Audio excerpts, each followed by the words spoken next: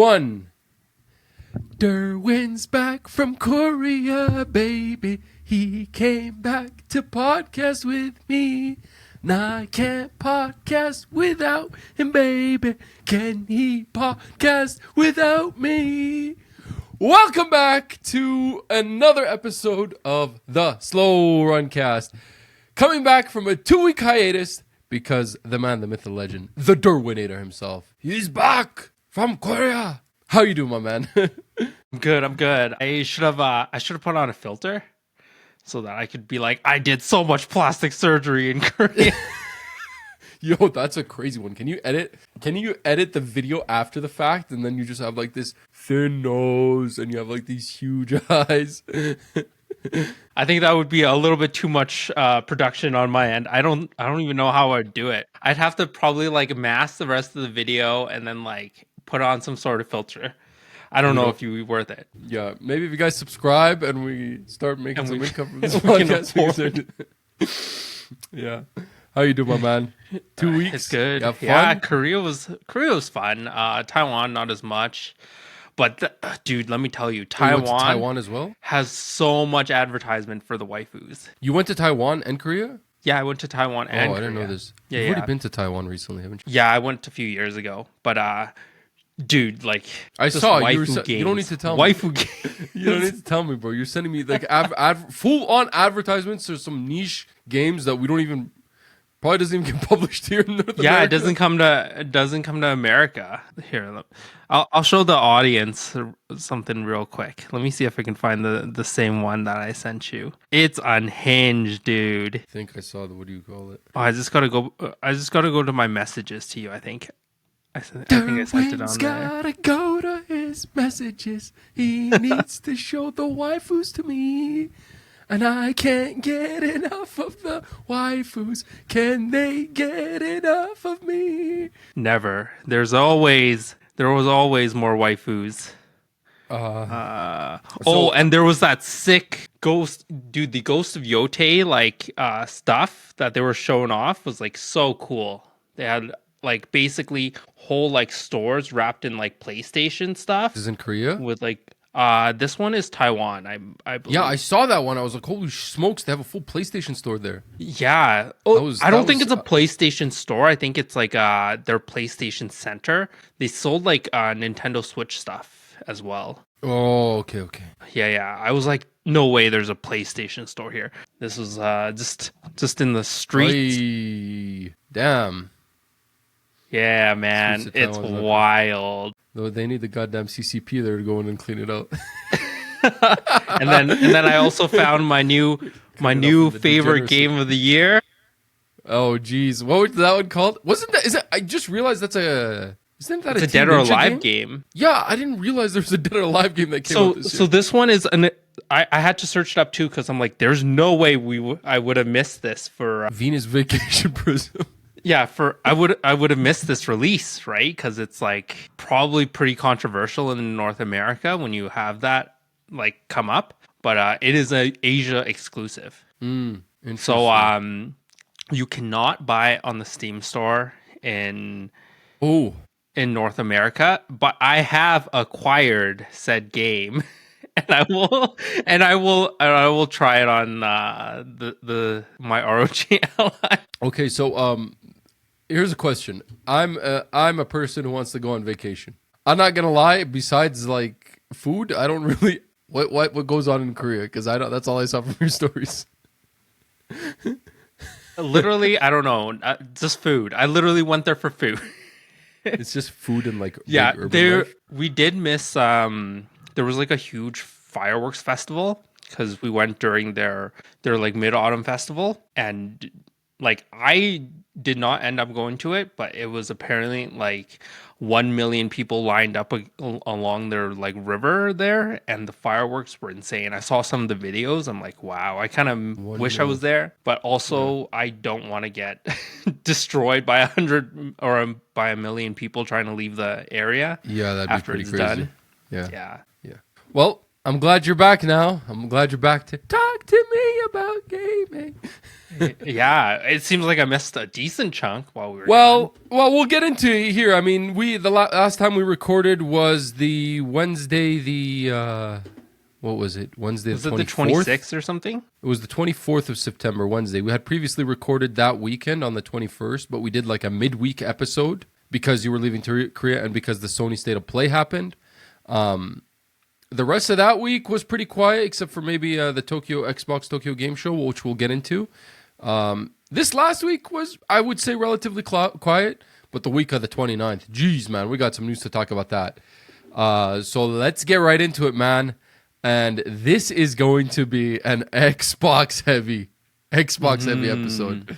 So, Durwin, when you were gone, in case you missed it, Xbox has introduced new changes to Game Pass, to say the least.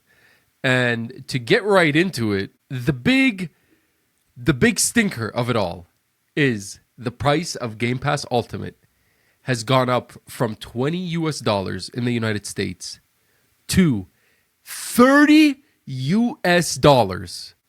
And here in Canada, that comes out to be from 23, I think, Canadian dollars was the way they had Ultimate priced monthly, to like 34, 35. So Canadian dollars per month. Increase as well. Yep, more than 10, I guess, a little bit. I mean, we're still getting a deal on that US dollar conversion, though. We still are. That is true because, I mean, if they don't give us... It's still not affordable, even with that deal, let's be honest with you. Yeah, that's a lot. They've made a bunch of changes. This is all part of a big rehash of the whole service. I'll get right into it here, and I'll give you kind of the breakdown of everything. So they have 3 tiers, which they had 3 tiers previously, but they have renamed some of their tiers. Ultimate remains to be called Ultimate. Essential was previously Core. And if you recall, Core was the one where you basically got online multiplayer, and you got like 25 games from Game Pass that kind of sometimes rotated in and out, but they weren't like the monthly kind of. They were kind of like permanent. Well, they were like the Xbox greatest hits, or basically something like that. Yeah, they were like permanent there. And then they had Standard, which was, I mean, this is interesting. Like you went from Core to Essential, but then they called it Standard, and now they call it Premium. Okay, so Premium is what was the Game Pass subscription that gave you all the games without giving you EA Play and without giving you Xbox Live or online play. They don't call it Xbox Live anymore. But even recently, it got downgraded to not have day one games on it from Game Pass. But yeah, they have renamed it now to Premium. And then, of course, we have Game Pass Ultimate, which is the top tier. Here are the changes, Durwin. You ready for this? Everything now has online play. There's no subscription service of these 3. It was the middle one that didn't have the online play. They all have online access now. So whichever one you get, you have online console multiplayer. There's no other way to get online console multiplayer, by the way, on an Xbox, so you have to subscribe to Game Pass. So at the bare minimum, you subscribe to Essential. Mm-hmm. Have you noticed the names are exactly the PS Plus names that we used to make fun of? Essential, Premium. Yeah. And they just don't have Extra, but they have Ultimate. Yep. All 3 subscription services now have cloud gaming with low wait times. The higher you go up, the shorter they are. Ultimate subscribers get preference. So they get priority access, yeah. Yeah, and the Ultimate subscribers get, I think it's like increased resolution. It's like 1440p or something. All 3 of them now have play on PC or console. Previously, it was only Ultimate where you could use that Ultimate subscription to pay Game Pass PC or Game Pass on your console. Now all 3 of them work on Game Pass PC or Game Pass console. There's no. Is there still PC Game Pass? There is. PC Game Pass still exists. It went up from $12 US to $16 US. It's probably the best deal out of all these 3, to be honest with you. But PC Game Pass locks you out of console, whereas these ones don't lock you out of PC. Yeah. So that's kind of the overview. The premium tier, which is the middle tier, is now promising that Xbox games, first-party games, are published Xbox first-party games come to the middle tier, premium, within a year or less, presumably, from being released on Ultimate, which means Keeper, Ninja Gaiden 4, The Outer Wilds 2 will not be coming to any of the other subscription services except for Ultimate. And in a year's time, we can see them coming to Premium. With a big caveat, this doesn't apply for Call of Duty. So if you want to get the free Call of Duty day one, you have to be on their Ultimate. Which I also find crazy because a year after the Call of Duty comes out, it becomes irrelevant. So why not just put it on Premium? Who plays the old copy of Call of Duty? Beats me. They're locking you out of that. Yeah. So, and then the big changes are the ones that are coming to Ultimate. They have added Ubisoft Classics to Game Pass Ultimate. This is on top of EA Play, which was already bundled in. And Fortnite Crew, which is coming in November. Do you know what Fortnite Crew is, Durwin? Is that like a Fortnite racing game? No, it's like a Fortnite subscription service where you basically get a certain amount of V-Bucks every month and you get the Battle Pass. Oh, okay. So now you could get that as part of Game Pass Ultimate. And of course, so this is the one other thing that they're changing is they are now promising 75 plus day one games a year, including all Xbox published games day one, which I thought isn't that what you're already doing? But I actually looked into it, and they have not been providing 75 day one games a year. What they're claiming here is double than what they did this year. How are they going to have enough games to even put up on there? It's probably a whole bunch of indie games, right? I mean, it's got to be a bunch of indie games for sure, but they're promising 75 plus, which I think is a little bit crazy, but yeah. So that's kind of the top view. We need to start counting how many of these are actually like day one releases, and if there's actually 75. 75 is wild. I'm not gonna lie, I didn't sit there and count it myself. But I heard from like online that like some people went and looked at Game Pass from this last calendar year, and they looked at the games that came date to Game Pass Ultimate, and it turns out it's about half of that. It's about like 35. Mm-hmm. I mean, going forward since their price increase, right? So they're promising to double it. Yeah. Okay. We gotta keep them honest. That's BS to me. That's a lot of games. That's in 1 year. I don't know. What is that works out to be what? Like 4, 5, like 6 games a month. I mean, this is why they're claiming they're price hiking it, right? But at the same time, you price hiked it so high, the internet has imploded the week you were gone. People are canceling their subscriptions left, right, and center, promising they're never going to subscribe again, promising they're going to drop it. I mean, I'm sure Microsoft did the math. They're a big company and decided it's going to cost us this much more money to bring these games to this. So we need to charge this much more, but we're going to lose this many people. They must think they know what they're doing, even though I don't think they do, actually. So that's kind of a top view overview. They're adding this reward system where you basically play Game Pass games and you earn these points. And then in turn, you grab these points. It was kind of like that PlayStation. Remember that PlayStation Stars thing? They got canceled. Yep, yeah. Sure do. So basically you play and earn, and then you earn on Ultimate up to $100 a year in store rewards. Okay. On Standard, it's $50 a year in store rewards. And on Essential, it's $25 a year in store rewards. Yeah. So they're trying to bring back value. Yeah. Kind of. But like, what are these rewards going to do? Like, if you're going to keep subscribing, this $25, like, you're going to buy a game with it, but like you already have most of the game's access. Well, I'll tell you what you're going to do. You're going to buy DLC with it. You know why? Why? Because they took off and they silently did this. They didn't even mention it as part of all the changes. But there used to be a DLC discount. So Game Pass notoriously doesn't have DLCs on it. If a DLC for a game comes out, it doesn't. Yeah. So usually you would get a discount for the DLC for the game. Right? If you were subscribed to Game Pass. Now you don't get that anymore. They took it off.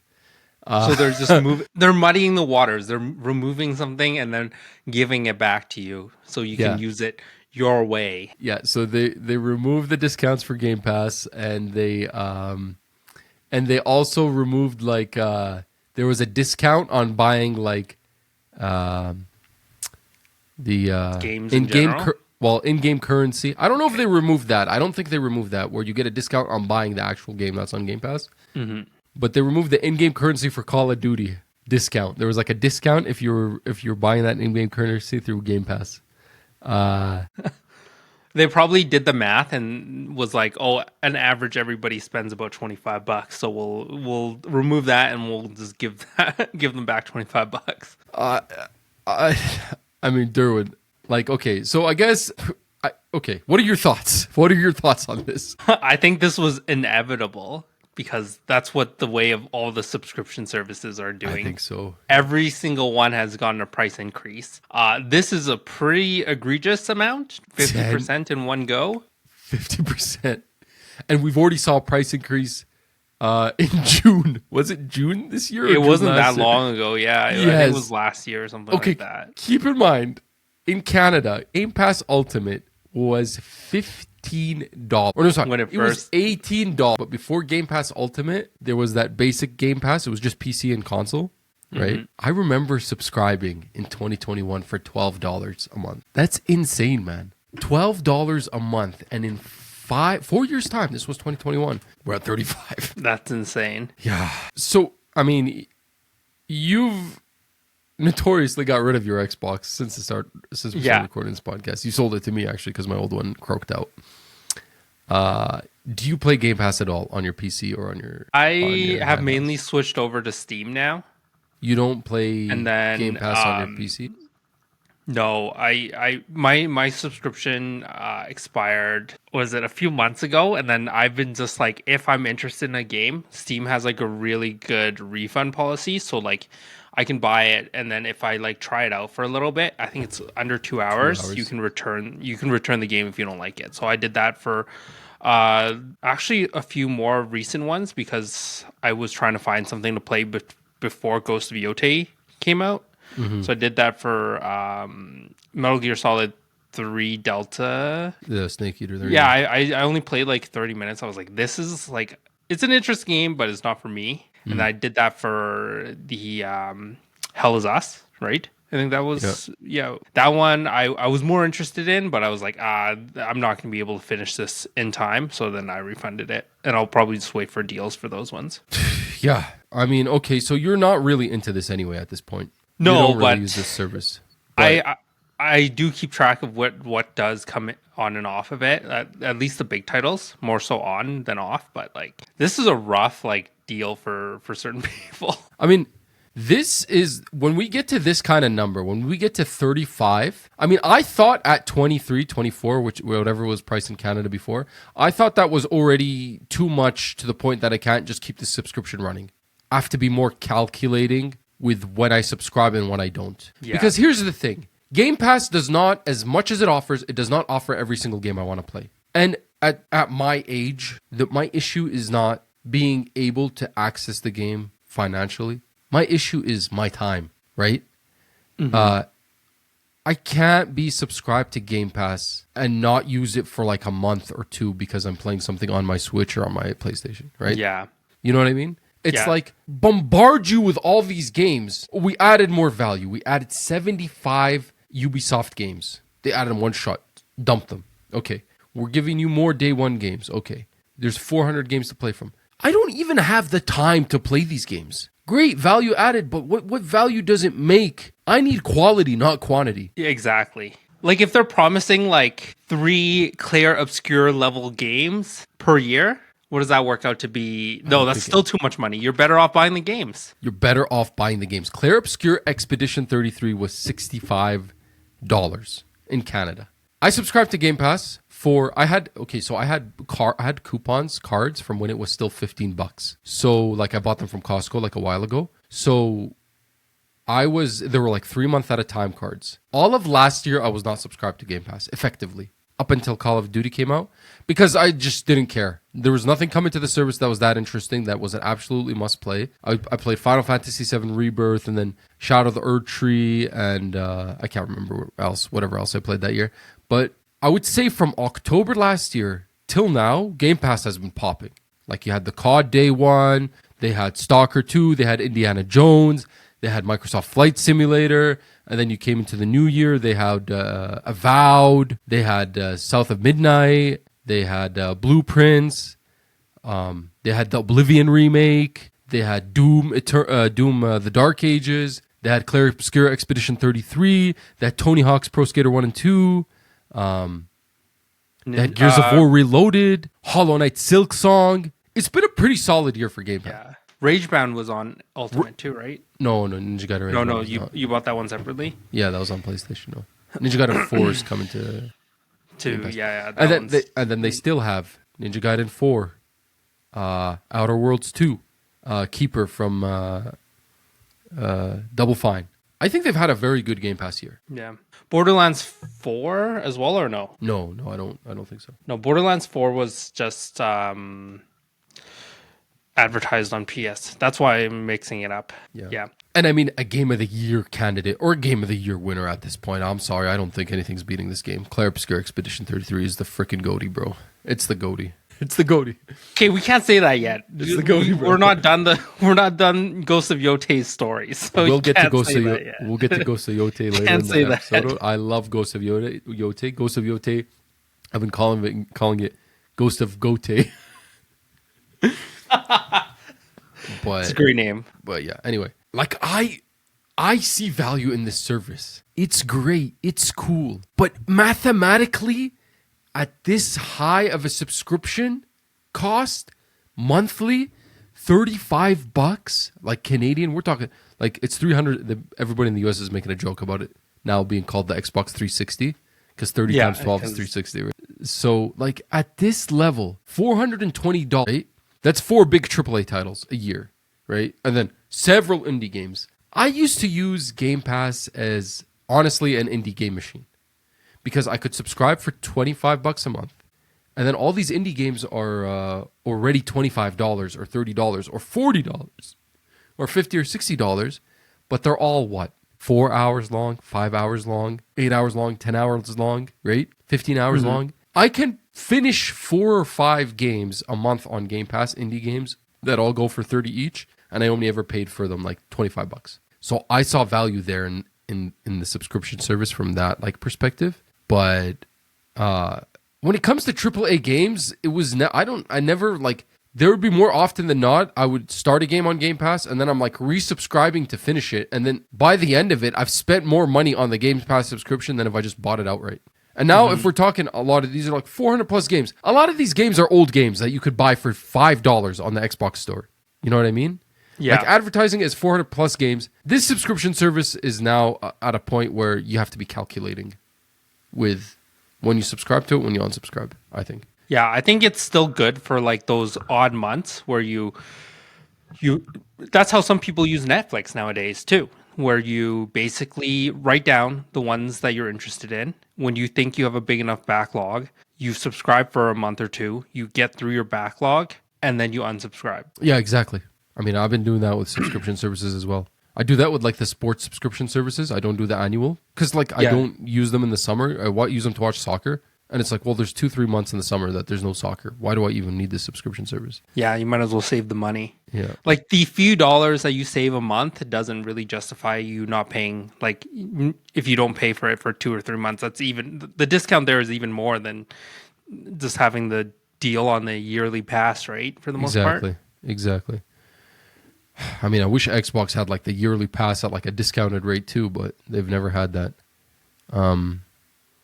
Yeah, I don't know. I don't know who this is for. You're adding more value. Like, who's the guy that plays Fortnite and wants the Fortnite Battle Pass and wants to hit up the Ubisoft backlog and play every Assassin's Creed game that ever came out? And also you can get them on humble bundles sometimes, or like just whenever they have their sales. Like, yeah, they're literally $5 sometimes, depending on how old the Assassin's Creed game is.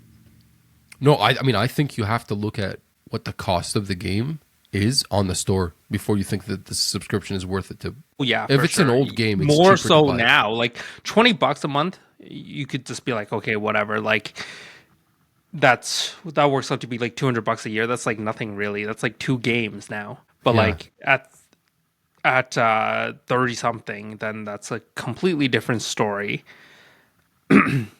Yeah. Was there anything else you wanted to add to this Game Pass stuff? Because I do have something I really want to briefly bring up now that we're talking about like just Game Pass. Not it kind of Game Pass, but like it's relevant to to putting this into perspective for people. Well, there is more, but you could go ahead. All right, so I'll quickly jump to this. So this is from the Video Games Chronicle. Basically, they have this article up from the market research company Circana.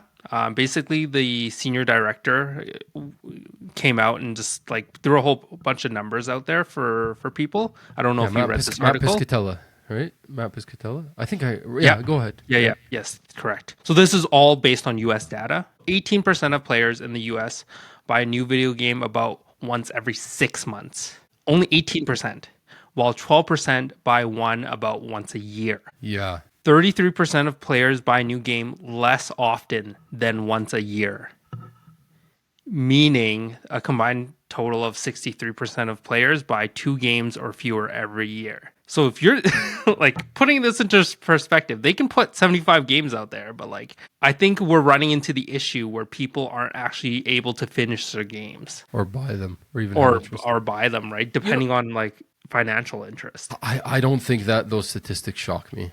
I think the majority of people that have a video game console play a competitive first-person shooter and play a sports simulator. Mm-hmm. And every now and then try a free-to-play game, and that's really it.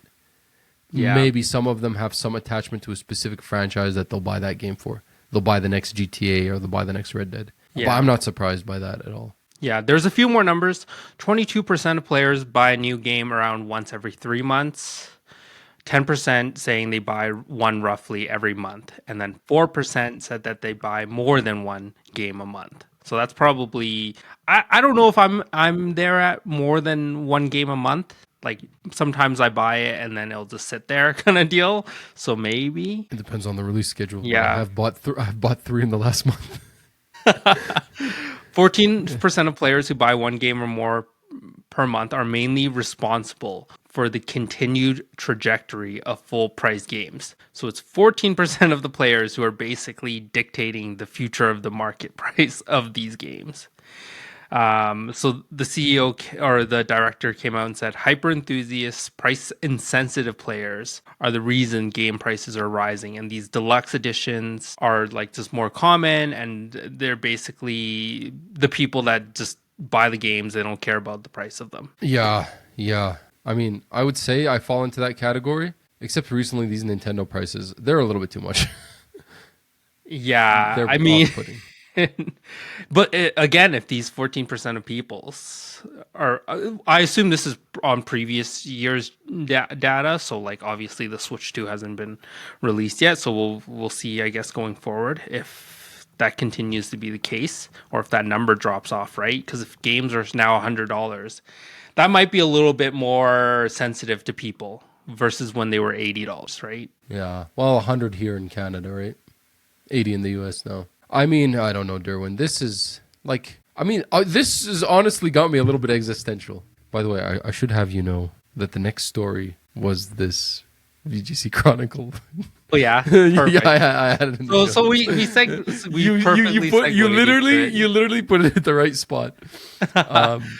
Yeah, but yeah. So I wonder if this is just a way for Xbox to kind of trick people into paying more for games, right? Okay, well, I have another article for you from gamesindustry.biz, and it is kind of like in line with what you were saying, but it's an interesting statistic. Users play more titles on Xbox in an average month compared to other platforms. This is from Ampere Games Analytics. It suggests Game Pass is a strong driver behind high game consumption. So it seems like the subscription service model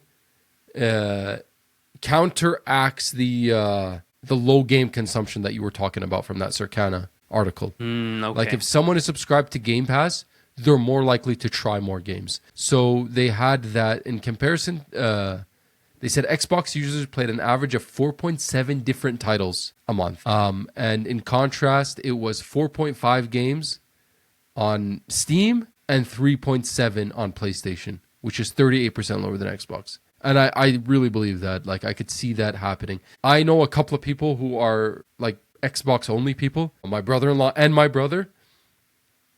And they're always like hitting me up to like, oh, do you see this new game on Game Pass? Let's give this a try. Let's give this a run. Like, they're pretty open-minded, both of them, with the games that they play because of Game Pass. They're always like, yeah. Let's try this. This looks cool. This is stuff like that. Whereas, like, my buddies are predominantly on PlayStation. It's like, even though there is that extra premium essential tier, even though there are those monthly games that come with a base tier, I feel like a lot of times they just have no interest or they don't even redeem them, you know? Or, right, it'll come and the month will go and they'll be like, oh, I forgot to redeem this or whatever. And they'll just be a very calculated, like, choice of what they're playing that week or that month. Like, it's a very discreet choice. They make a conscientious decision to be like, this is the game I'm going to buy and play for $90. Like, you know, I have a buddy who just, shout out to Sam T. He bought Death Stranding. Death Stranding 2. He got the platinum on that, which is crazy, to be honest with you. So his name is Samir, and we call him Big Sam because he's a giant. And then he's like, now I'm Big Sam Bridges. Yeah. And then he got Ghost of Yote here, right? You know, and it's like a very selected kind of thing. Whereas I'm kind of like both. Like, I'm in tune with, like, what's the big release title that I'm going to buy $80 for? And my filler time, I'm trying random stuff on Game Pass. So, So I'm wondering if this is going to change, because at $35, is it really worth subscribing for discoverability? Like, that's the big thing Game Pass does too, is discoverability, right? Otherwise, you're not going to dish out $20 to try this indie game. But if you're already subscribed to a service, you could download it. It's 5 gigs. It'll take no time. You can give it a try, right? I've played so many games on Game Pass that I would have otherwise never purchased, never bought, never played, never looked at, would have just skipped over. But because it's on Game Pass, I'm like, anyway, I might as well give it a try. Yeah, fair. So based on this, let's just do something a little bit fun. So let's say you're not allowed to look at any reviews. You're only looking at pure marketing from the last year. You're buying 2 games. You're only allowed to buy 2 games based on this statistic. Which 2 games are you buying purely based on marketing? From this year. No reviews. So, like, Clair Obscur is not part of this because you would have never seen any reviews for it. No. And you would only seen, like, the 2 videos that came out for it. Be Ghost of Yote. I agree, because there's ads for it, for sure. My Reddit is filled with it. It'll be Ghost of Yote, maybe Death Stranding 2, probably not. Maybe. There was that big trailer for Kojima that was like 10 minutes long. For sure, Battlefield 6. The only other one I could think this year, which I would put in there, was Monster Hunter Wilds. You wouldn't have had anything in the beginning of the year? Monster Hunter Wilds. Based on marketing alone. Marketing alone. Yeah, potentially. Maybe Mario Kart, maybe. Donkey Kong Bonanza, maybe. Mm-hmm. I think mine would have been probably because the Switch 2 came out. It would have been Mario Kart because it's bundled into there. I'm counting that as a game, even though some people don't. But yeah. I think it would be that one, and it would be like Ghost of Yote. There would be basically everything else would have just been like smoke, because I would have never. You would have never even heard of it. Yeah, Clair Obscur Expedition 33. Like, there was no marketing for it, right? So like, I'm not going to go out there and buy it. I guess there was no marketing for it, but if you're slightly in tune with like what the people say on the interweb, then you would see that everybody was reacting to it crazy after it came out. Yeah. I guess maybe Hollow Knight Silk Song too, because of the way everyone was reacting. Yeah. In an alternate reality where reviews did count, like, I'd probably say those 2 would be like very, very top contenders. Clair Obscur probably earlier in the year, because obviously it did come out. When did it even come out? Was it April? It was April. Yeah, so it was a little bit earlier, and then like, I guess you'd have to look more at second half, because I guess people, like, if to be fair, like, you're not gonna buy 2 games early in the year and then play nothing else for the rest of the year, right? Yeah. I think the other one would be Battlefield is another high potential, just because of the replayability. Like, people will buy it and then play for months and months, right? So, yeah. It's like a new shooter. It's not like it comes out every year annualized. Yeah, that's true. Durwin, I do have to correct myself here. The claim that the 75 days, day one releases a year, is 50% increase over day one titles we provided last year is actually coming directly from Xbox. So they are claiming they're the ones who are saying this, yeah. Okay. Yeah, they were trying to defend kind of the price increases. There is a few things to note about these price increases that I mentioned. These are not coming into effect in some territories for people who continue to maintain their subscription and don't cancel it. Germany, Ireland, South Korea, Poland, and India. If you're subscribed to Game Pass when this price increase happened and you don't cancel your Game Pass subscription, you maintain the old pricing. If you cancel it, you go to the new pricing, which this does not apply in Canada and the United States. There's a couple more stories I want to bring up that came out this week about this whole Game Pass situation. There's a report from Bloomberg that says Xbox's hike on Game Pass shows cost of lost Call of Duty sales.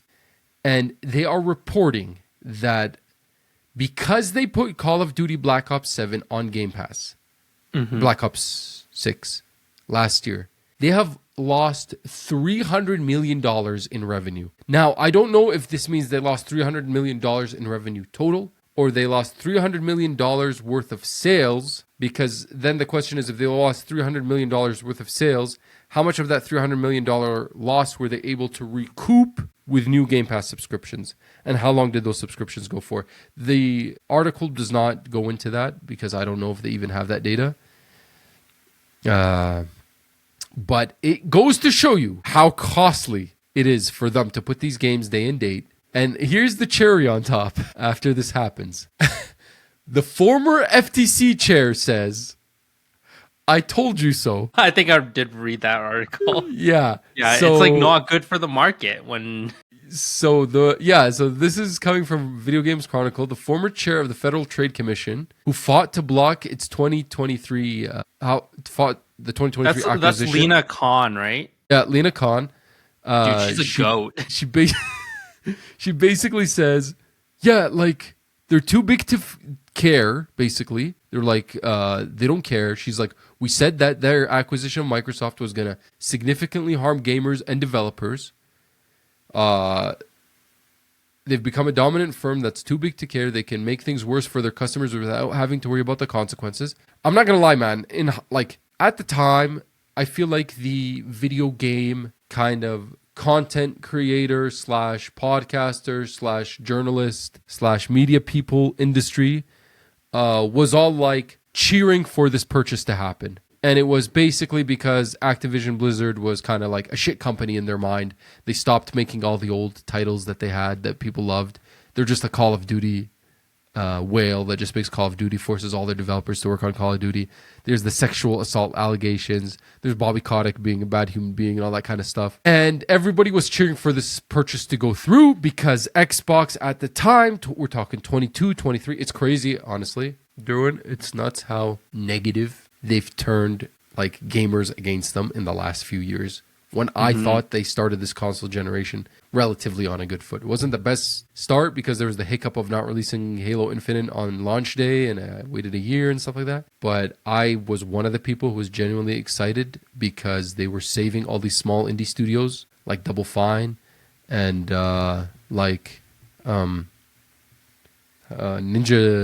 Ninja Theory, and because they bought Bethesda Game Studios, I felt like Bethesda Game Studios really did carry that kind of Xbox, vibe. Yeah. And I didn't personally care for the Activision Blizzard purchase because I don't give a shit. Like I was like, I don't need this stuff on Game Pass. I don't really want to play it. I would have preferred if they used their money somewhere else and bought something else. Or developed games. Or developed games or open new studios. But I mean, I cannot help but agree with the FTC commissioner. Like they were right. I think the FTC were right. Ever since that Activision purchase went through, we got studio closures, we got layoffs, we got 2 rounds of studio closures, one earlier this year, and then the one from last year where they tried to shut down Tango Gameworks after literally releasing Xbox's first Game of the Year contender game in Hi-Fi Rush. The layoffs, it's just been abhorrent. It's been disgusting. And finally, these price hikes. The console's ridiculous now. The 2 terabyte console costs as much as a PS5 Pro. That's nuts. No, it was more. Remember, we did this comparison. Is it actually? Yeah, it was more. It was last episode. I was looking it up because they had announced that price increase for the consoles, and I was like, why does it cost more? At least I'm pretty sure it did. Series X 2 TB.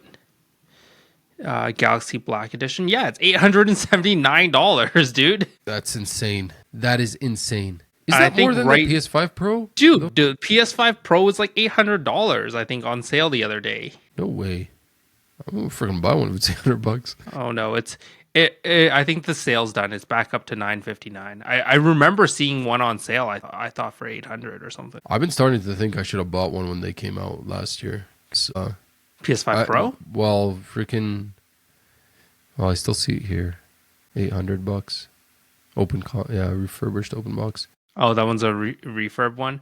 I guess like base price $959 versus $879, but like, dude, I'm gonna tell you that right now. You probably want to spend the extra $100 on a PS5 because you're gonna get all the PS or all the Xbox exclusives anyways. So you might as well get the stronger console in terms of like performance too, right? Because the Series X never got a processor or GPU. No, they never got an upgrade. It's just a So they're storage. both 2 TB, so you might as well get the PS5 Pro. Just saying. I mean, it's nuts. It's nuts. I don't know what happened. Like, Xbox was great in the 360 console era. They had They had that early bad start to the Xbox One with the Always Online and the Kinect bundle and whatever. And then they started getting it back together 2017. They started buying these studios up and whatever, and they got Game Pass, and it was looking good. There was kind of a hiccup at the beginning of the console generation. They couldn't get any good games out the door in 2020. And in 22, I think 21 was okay. They had Halo Infinite and Forza. And then, like, they started picking it up, and you felt like these games were finally starting to come out, and Game Pass was going to be great, and Xbox was going to be great, and it was all going uphill. And then they just start stepping on rakes. First of all, they put everything on the PS5. At which point I was like, why did I even buy this Xbox anyway? Because I could have eventually just played all these on the PS5. Now they're coming more day and date on the PS5. And they shut down the studios, laid everyone off, and now Game Pass price hike to a point where, for me, is beyond the regular subscription. You know, It's ridiculous, man. And that FTC chair is right, man. It's crazy. That purchase, I think, was not good for gamers or developers at all. So we talked about the lost Call of Duty sales, whatever. And so in light of all this, Durwin, there was a rumor that came out from a leaker that they said internally the future of Xbox is software publishing, and that as the next console generation faces doubts. This is from Insider Gaming. So this guy basically went and said that this leaker said internally they're like talking about like not even making a console next generation, which then, because of how much hate Xbox was getting this last week, they felt the need to actually go and address this. And they actually addressed it officially on Windows Central. And they said, no, we're actually making a console. We have a deal with AMD, which is right. They already said that. Yep. They have a deal with AMD. So, I mean, they're not going to back down on that. So that's how heated it got this week. And, and speaking of AMD, apparently another news story came out this week that their dedicated Xbox handheld that was supposed to happen? They canceled and they just did a collab instead. Well, they were actually going to do the collab, and they were going to do the dedicated handheld as part of the next console generation. There's a claim out there that's saying that the reason why it was canceled is because AMD required 10 million units. And it sounds like Xbox was worried they couldn't sell that much because they weren't going to. They weren't go. Well, this was definitely just an FU pricing from AMD. They didn't want to do it, so then they were like, okay, well, we don't want to cut ties with you either. We'll just give you kind of a ridiculous requirement. Price, yeah. They wanted 10 million, but if you look at the data, Steam Deck's only sold about 5 million units. Yeah, and the Asus ROG Ally and Lenovo Legion Go together have only sold about 1 to 2 million. So $10 million units is pretty crazy. And then speaking of handheld consoles, and speaking of pricing, when you were gone, we got the pricing for the Asus ROG Ally, the ROG Xbox Ally and the ROG Xbox Ally X. Jeez, man, what a mouthful, man. And it is, I think we both knew that it wasn't going to be cheap, but it's not cheap. Yeah. It is $1,000 for the Xbox ROG Ally, Xbox Ally X, which is the black one, the one with the better specs. And the white one, the cheaper one, is $600. I believe in Canadian, they're $800. and $1,300 respectively. Sounds about right. I'm gonna just fact check myself here on the pricing.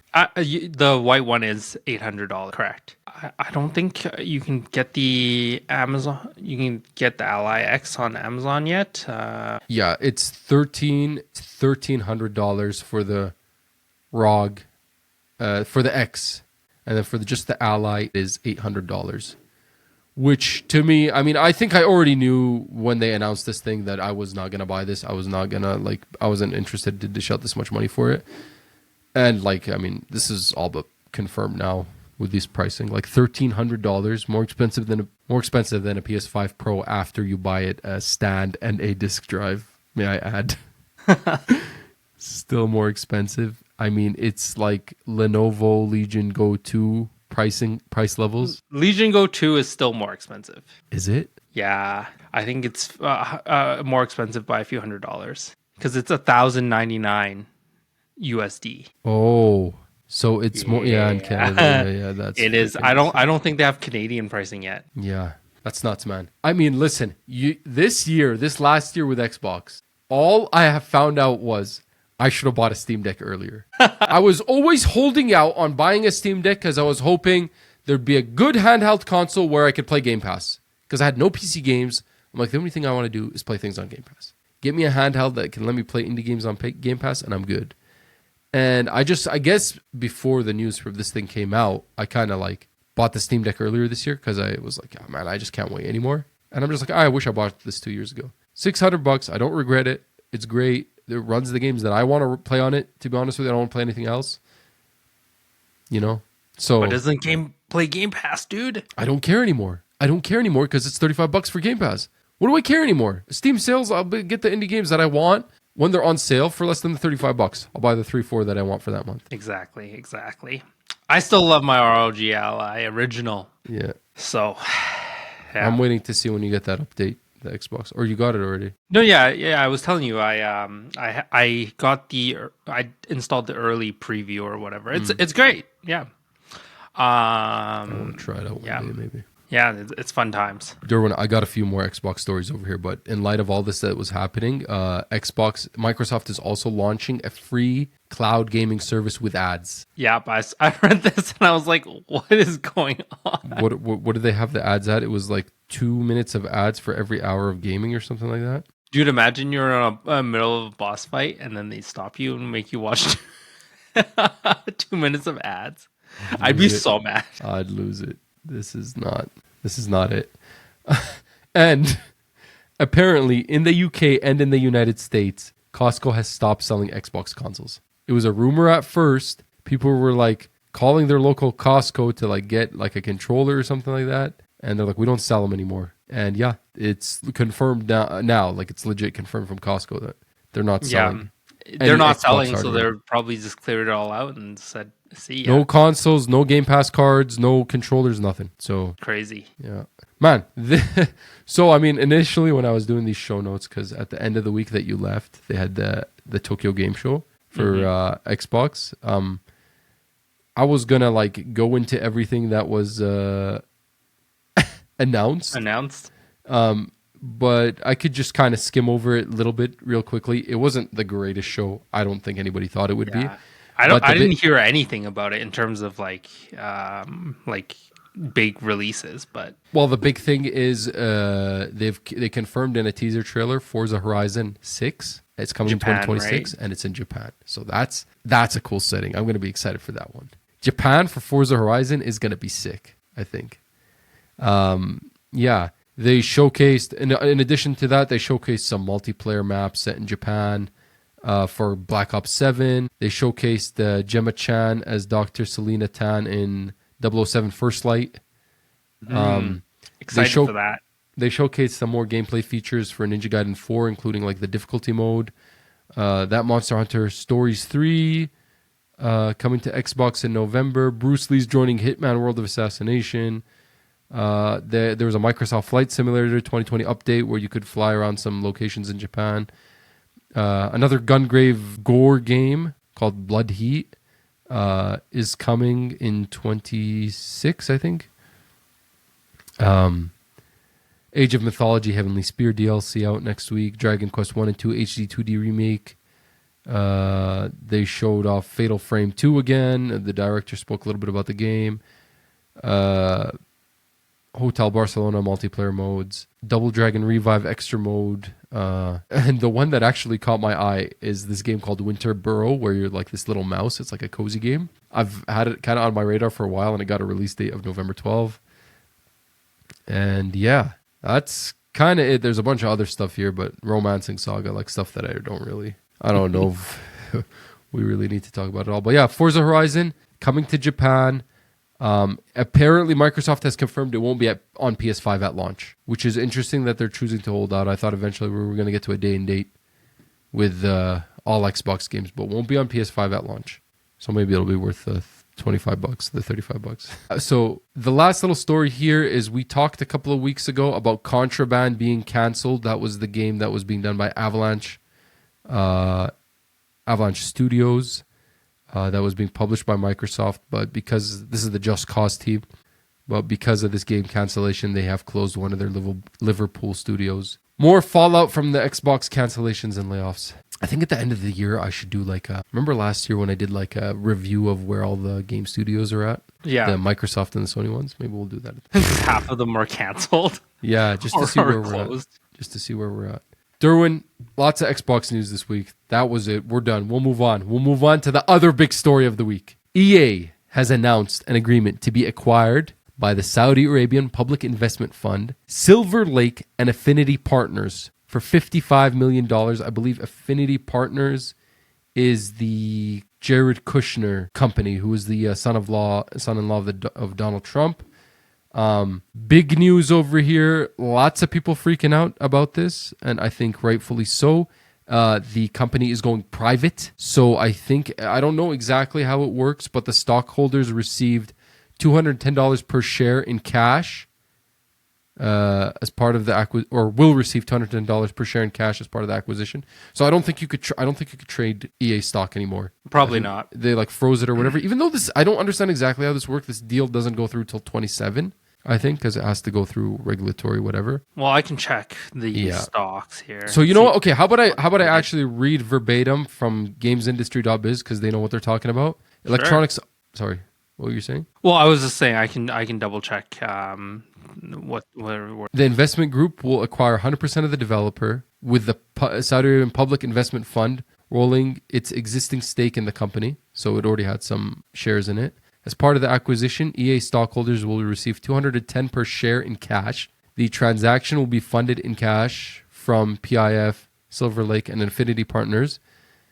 This includes PIF's existing stake, constituting an equity investment of approximately $36 billion and $20 billion of debt, which is important. We'll get to that. $18 billion, which we expected to fund it at close. Yeah, this is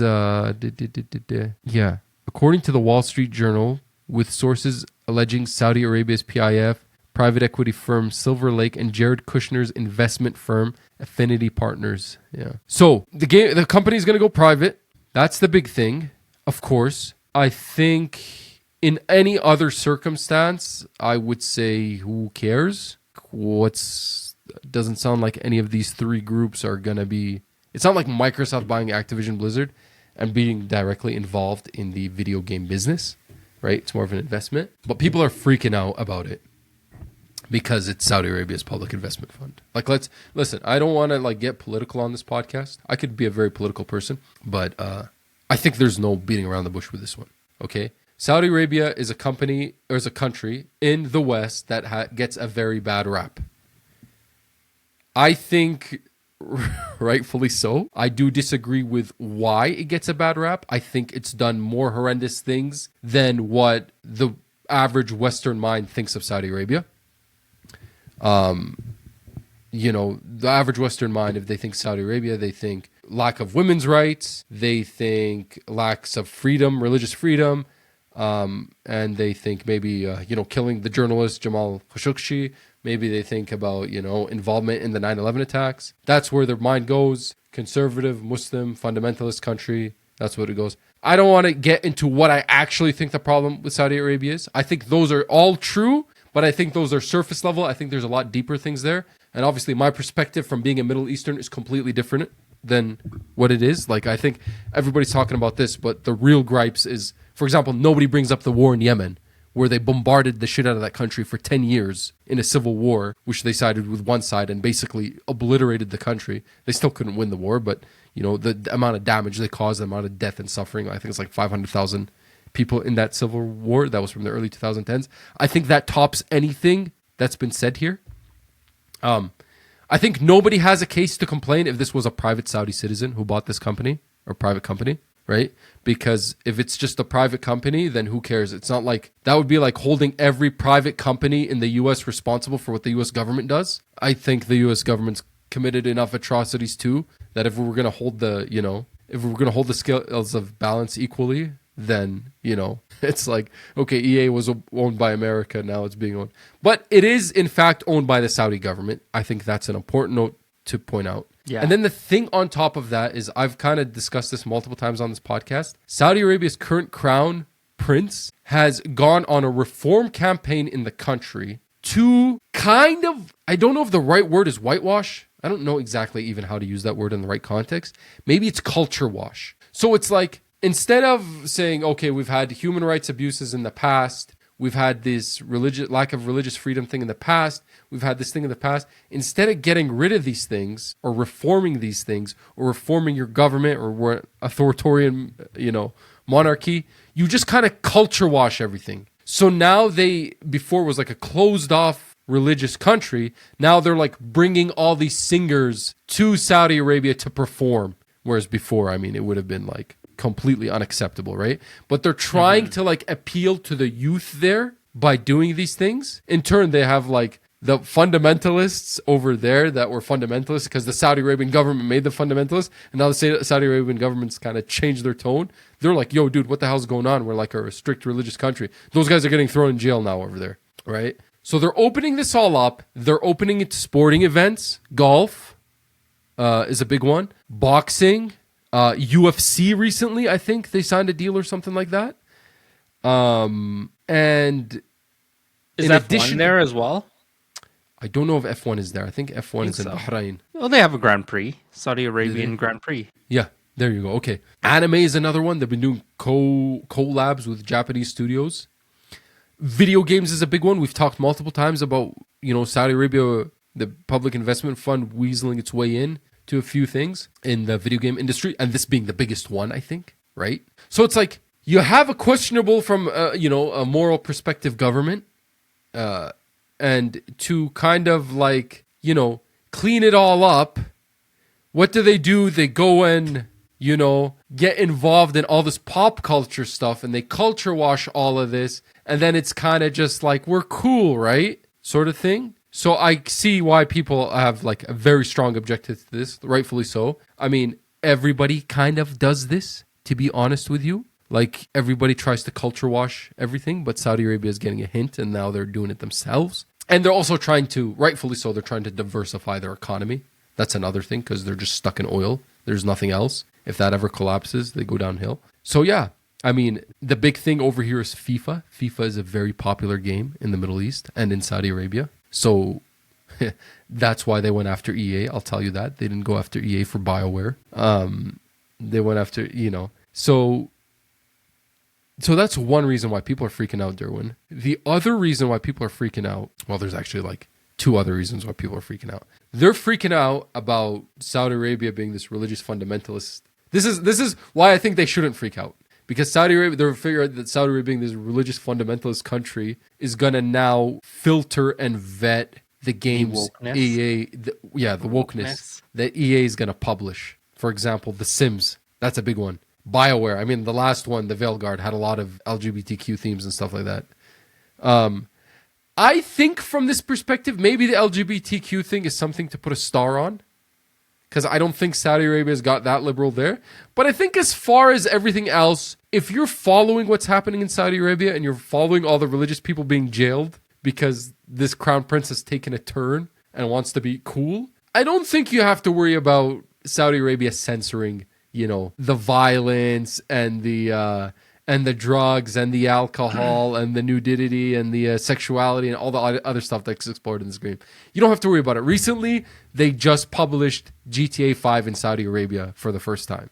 This was like a few months ago. Mm-hmm. Yes, they're really letting loose on this. So I don't know about like people worrying about this because I think people are still stuck in the old Saudi Arabia. They think that's what's going on. They don't realize this culture washing thing is actually kind of like another thing that's going on in there. And they could just not publish there, right? Like they could still publish to any other part of the world. Yeah. And like what he can just say, "Oh, I wasn't involved in this." Like, yeah, we own it, but like we don't look at every single project. They could easily not be involved in it because they don't know how to run video games.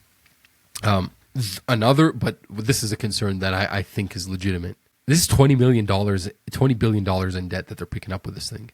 $20 billion, Durwin. Former BioWare producer suggests EA could sell studios and IP to beat this $20 billion debt. Think about it. Saudi Arabia buys EA. They got $20 billion in debt. They want to make this thing profitable. There's actually two things to this. They've actually openly mentioned AI. So expect people's jobs to be replaced by AI and laid off. They've said it openly. There's going to be mass layoffs at EA to kind of balance the budget. AI is the one thing. The other thing is going to be just selling IPs off. And I think with BioWare's track record, if the Saudi Arabian Public Investment Fund really wants to put their, fingers in things and see how they want to run this thing, I think expect that some of this stuff gets sold out. BioWare has not published an actual objectively good video game in a minute. Okay, all the old talent is gone. They have IPs. Half the studio's been laid off. I think they're below 100 people now. There's IPs though, and it's not just. But there's a lot of other IPs that EA has. It's not just that I could see them selling, getting rid of. And all they really care about is FIFA. Yeah, that's probably what they are going after. Yeah. So I think there is a concern there from the AI and the actual balancing the budget perspective.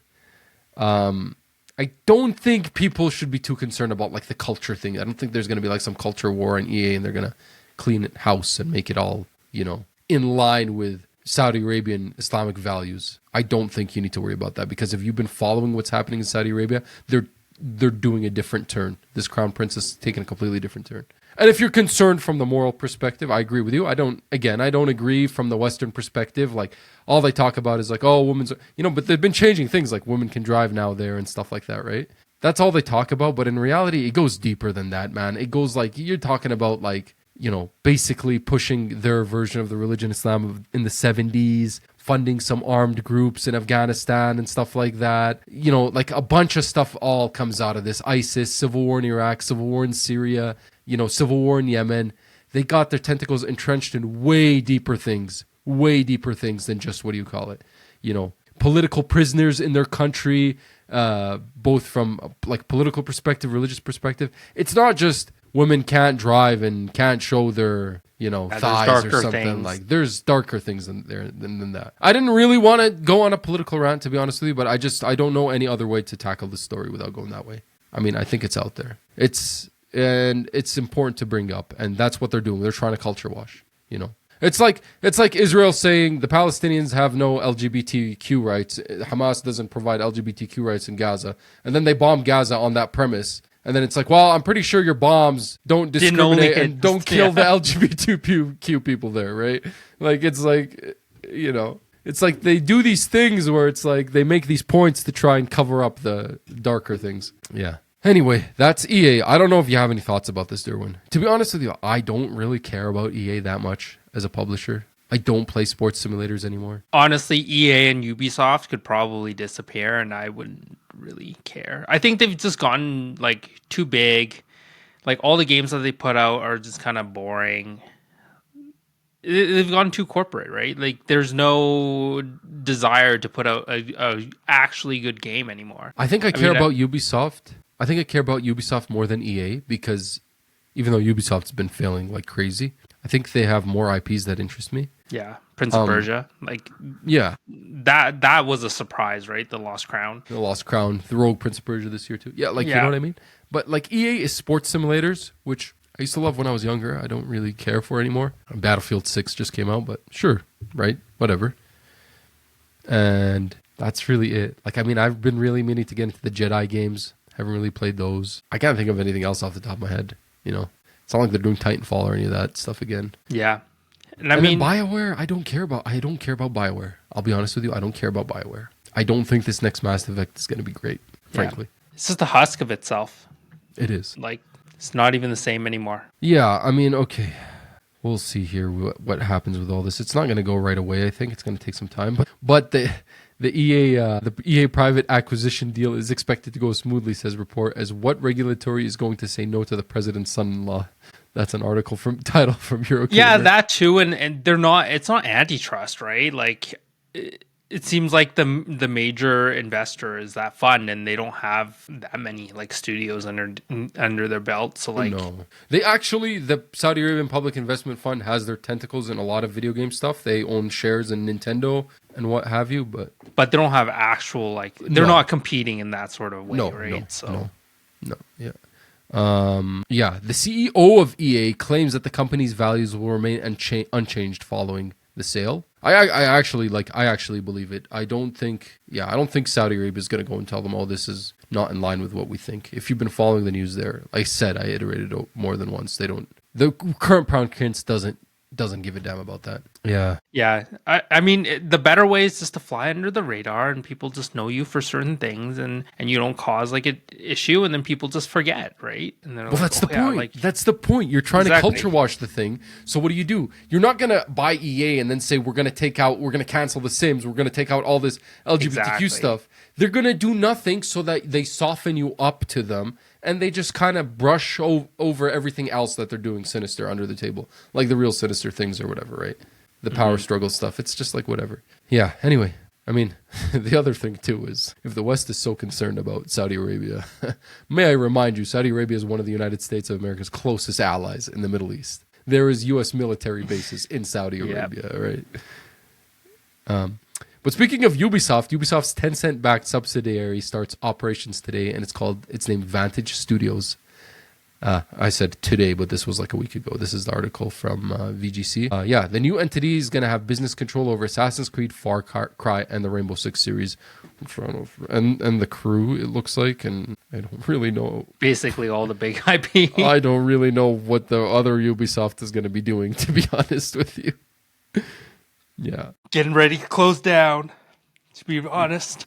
And, well, the co-CEO is Yves Guillemot's son, so they can't give it up. But speaking about political concerns, Ubisoft reportedly canceled an Assassin's Creed game, I think it was last year, partly due to political concerns. Yeah, it was supposed to be set after the Civil War, right? Or something like that? Yeah, you were supposed to be a black man in post-Civil War America. Oh, okay. So like 1850s, right? And apparently you're going to confront the Ku Klux Klan and all this kind of stuff. But in light of all of what's been happening in the United States, I think they decided, maybe we're not going to do this. Yeah. It's interesting because do you remember a few years ago when there was the big Ubisoft event where they showed off a lot of their upcoming Assassin's Creed stuff? And that was the first time we saw Mirage and what was called Code Red at the time, which is Shadows. And what's Hex, the witch one, that's going to come out soon. And the whole big Ubisoft thing where you could play all the games in one portal or something, which I think they scratched since then. Yeah, this game never showed up on that, so I don't know when this got announced, when this got decided. Yeah. All right, Durwin, I'm just going to change attention slightly to Sony and Nintendo. There's not a lot to talk about for Sony and Nintendo, but I think I want a palate cleanser from all the Xbox stuff. Yeah, that's fair. So Marathon is still alive. Bungie has announced a new closed technical test ahead of the public update, which is, I think, happening like next week. Not next week, in 2 weeks' time. 2 weeks' time, 22nd of October to the 27th. It's closed. You have to sign up. So we'll see. We'll wait and see what the updates are and what the verdict is. What's your bets? We all know my bets. I don't think it's gonna do very well. It'll launch. I don't think it'll do very well. Hopefully it comes out with a sick controller like Concord. Yeah, exactly. Durwin, are you excited for this DualSense controller with a removable battery? I definitely am. So playing, spoiler, playing Ghost of Yote really shows how shitty the battery life on these controllers are. It's been a hot bad. minute since. They're bad. Yeah, it really brings to light how good the DualSense is in terms of haptics because they implemented it like crazy in this. But yeah, it really does show how bad the battery life I mean, is. it's first party Sony, right? So they kind of have to implement all the haptics. Yeah, the haptics are great. But yeah, it really shows how bad. Like it, I think I've basically charged my controller like 3 or 4 times already, and I'm 20 hours in. I have the little charge dock, the controller charge dock, the official one that came out with the PS5 that you put the controller on and it charges. And I have like 2 or 3 controllers, right? So when I'm playing with one, I have 3 controllers. When I'm playing with one, the other 2 are charging. So as soon as this one dies, I just swap it out with another one. And then I swap it out with the next one. And so I've never got 2 as well, and that charger, but it's just still so annoying that I feel like it dies. I feel like once I got that charger, it never became annoying again. I never used the USB plug-in thing to the.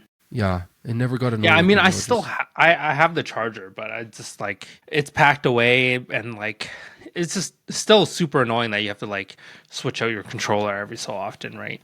Yeah. It just feels like the Xbox One never dies on me. The AA batteries, yeah, they last like 40 hours. No, the Elite, the Xbox Elite controller. Oh, the Elite controller does not die. Yeah. Yeah, it literally never dies. So way it's just better battery. a big contrast because I use the Xbox controller for my PC games, and I feel like I never have to charge it. Yeah, like what was the game that I recently played with the that I beat before Ghost of Yote came out? That we talked about. Ghost of Tsushima. No, I played that with the DualSense. I like to play the PS games with DualSense. Before Ghost of Tsushima, what was I playing? Hollow Knight? Hollow Knight I played on my ROG Ally. Oh, this is going to bug me so bad. Sorry, let me just Death quickly Stranding? peek. No, you said you wanted it. No, Death Stranding I never played. Hell is Us I also did. Sorry. Not Metal Gear Solid Delta.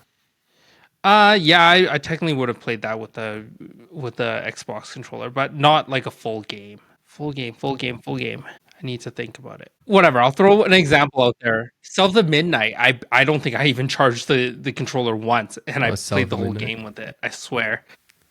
Durwin, so recently we talked about the downgrade digital version that's coming to Europe of the PS5 that revises the storage from 1 terabyte to 825, which is interesting because at launch they were 825 and then they moved them up to 1 terabyte. Now they're dropping it back to 825. Like my launch PS5 is 825. So apparently, not only that, the middle part, the black part of the console, doesn't have a gloss finish anymore. It's just matte. Oh, so they got boring. They downgraded it like that too. Yeah. Okay, so Sony is releasing this PlayStation anniversary photography book. Did you see this? I did not. Is it for sale in North America as well? Yeah. Boy, holy smokes, brother, it's going to cost you. It's going to cost you. Search it up on the PS blog. There's even like this Reebok collab where there's these Reebok shoes. Yeah, they don't look great. No, they don't. I saw those ones. Yeah. So the cheaper version, is it a paperback then, or? I think they're both hardcovers, but the cheaper version is like, I don't know. I couldn't really think of the difference required. Like the cheaper versions. Oh, it has so the deluxe edition includes a presentation box and exclusive prints. And there's only 1,994 of them. Yeah. That was it. 1,994. See, this is the 14% of the people that are like causing the increase of like these special editions. I saw that and I'm like, oh, I want to buy it. But then I saw the price of the book for just those additional prints and it was like $200 or something versus like 80 for the other one. I assume this is Canadian pricing. Dude, it's 468 Canadian. That's insane. What about There's still 503 remaining. They're not selling very well. Not selling very well. How much is the that's too much, bro. $182. That's too much too. $182 for a book. Are you kidding me? Ridiculous. You know what I will buy though at the end of the month, Durwin? Magic the Gathering Secret Lair times PlayStation collab. Did you see this? What is this? Holy shit, these cards look good, bro. I only saw the I saw the TMNT ones that got announced. Oh, these are good, bro. There's Naughty Dog Games, Joel, Ellie, Abby, another Ellie, Nathan Drake, There's Greek Kratos. There's Norse Kratos and Atreus. There's Aloy. There's Jin Sakai Ghost of Tsushima. That one looks amazing. Yeah, that one is like the GOAT card to get. That looks amazing. I like the Aloy card. I like the Kratos card. I like them all, to be quite frank with you. And I think me and my friend are gonna buy some. October 27. You come through, we'll buy a pack. We'll rip them all together. Yeah, I'm down. This one looks really good, actually. What am I doing October 27? I think I have what's a Monday?